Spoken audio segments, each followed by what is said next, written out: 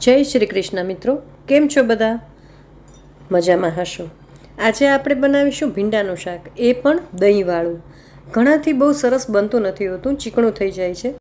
तो आजे आपणे जोई लईए के एकदम सरळ रीते अने स्वादिष्ट भींडानुं शाक दहींवाळुं केवी रीते बने। एना माटे मैं अहींया 150 ग्राम सरस मजाना भींडा लई लीधा छे। एना उपर अने नीचेना डीटा काढी लेशुं। मोटो होय तो 2 पीस करी अने एक चीरो आम मूकी देवानो। जो नाना होय अने आखा गमे तो एम पण राखी शकाय। भींडाने पहेला मैं बहुत सरस रीते पाणीमां धोई अने कोरा कपडाथी लूछीने साफ करी नाख्या हता। हवे एक पेनमां हूँ ऑइल लई लईश। Oil 3 tablespoon लेशुं। भींडाने आपणे पहेला फ्राय करी लेवाना छे। पेननुं ढांकण ढांक्या वगर ज आपणे आ रीते खुल्ला ज एने तળી लेवाना छे। भींडाने पहेला आ रीते तमे तળી लेशो ने तो क्यारेय तमारुं शाक चीकणुं नहीं थाय। हवे भींडा तळाई जाय एटले गैस बंध करी एक प्लेट में अलग काढ़ी लेशुं। हवे जे आपणे दही छे ने नाखवानुं ए दही प्रिपेर करी लईए। दही में 3 टेबलस्पून जेटलुं लीधुं छे।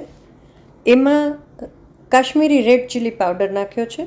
जे मरचुं खाता होय ए नाखी शकाय अने धाणा जीरुं नाख्युं छे। गरम मसालो नाखी शकाय, हूँ अहींया एड नथी करती। आ मसालाने दहीमां एकदम सरस फेंटी लेवाना छे। हवे जे आपणुं पेन हतुं एमां थोड़ुंक तेल छे, एमां बाकी थोड़ुंक वधारानुं तेल हूँ उमेरी दईश अने पछी तेमां गरम थई जाय एटले जीरुं अने हींग नाखी दईश अने पछी तेमां बारीक समारेली डુંગળી, आदु, मरचां अने लसण ए बधुं ज नाखी दईश। लसण डુંગળી न खाता हो तो स्कीप करी शकाय। आने एकदम सरस रीते सांतળી लेशुं। लसण डુંગળી बराबर एकदम सरस रीते संतळाई जाय पछी एमां जे दहीनुं बनावेलुं मिश्रण छे ने मसालावाळुं ए उमेरी देशुं। दही सरस मजानुं पाकी जाय ने त्यां सुधी मीठुं क्यांय आपणे हजी उमेरवानुं नथी। दहीनी कचाश आपणे दूर करवानी छे। सरस मजानुं संतळाई जशे ए तमने खबर पड़ी ज जशे। एमांथी जो आ रीते तेल छूटुं पड़ी जशे। आ रीते तेल छूटुं पड़ी जाय पछी आपणे तेमां हळदर अने मीठुं उमेरी देशुं। मित्रों, आवी रोजबरोजनी वानगीओ અને એ સિવાય કંઈ કેટલી બધી વાનગીઓ દીપ્તિજ રસોઈ ગુજરાતીમાં બનતી જ રહે છે। જો તમને ગમતી હોય, મજા આવતી હોય તો તમે ખાસ મારી ચેનલને હજી સુધી સબસ્ક્રાઈબ ના કરી હોય ને તો કરી લેજો। આજનો આ વિડીયો છે ને એ રિક્વેસ્ટેડ વિડીયો છે। કોઈએ મને કીધું હતું કે ભીંડાનું દહીંવાળું શાક મારું સારું નથી બનતું તો તમે મને પ્લીઝ એ વિડીયો બનાવીને શીખડાવો।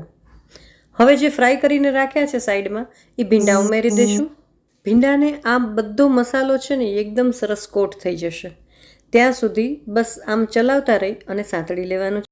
જો થોડું ગળપણ ગમતું હોય તો આ સ્ટેજે તમે થોડો ખાંડ અથવા ગોળ જે વાપરતા હો એ થોડીક ગળાશ માટે ઉમેરી દેવાનું છે। અને દહીં જો સાવ મોળું હોય ને તો થોડુંક ખટાશ માટે આમચૂર પાવડર ઉમેરી શકો। આપણું અહીંયા શાક રેડી છે। તમે જોઈ શકો છો કે ભીંડા બધા આપણા એકદમ સરસ મસાલાથી કોટ થઈ ગયા છે। દહીં જુદું ને ભીંડા જુદા, દહીં ફાટી જાય એવું કાંઈ જ નથી થયું। તો હવે આ રીતે ચોક્કસ બનાવજો। વિડીયો સારો લાગ્યો હોય તો લાઇક એન્ડ શેર કરવાનું જરાય ભૂલતા નહીં। બહુ જ સરસ શાક બન્યું છે તો ટ્રાય જરૂર કરજો।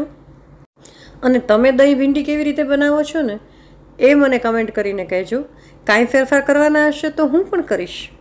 તો ચાલો મિત્રો, આજના વિડીયોમાં બસ આટલું જ। ફરી મળીએ નવી રેસીપી નવા વિડીયો સાથે। ત્યાં સુધી ખાઓ, પીઓ અને મોજ કરો। Thank you so much.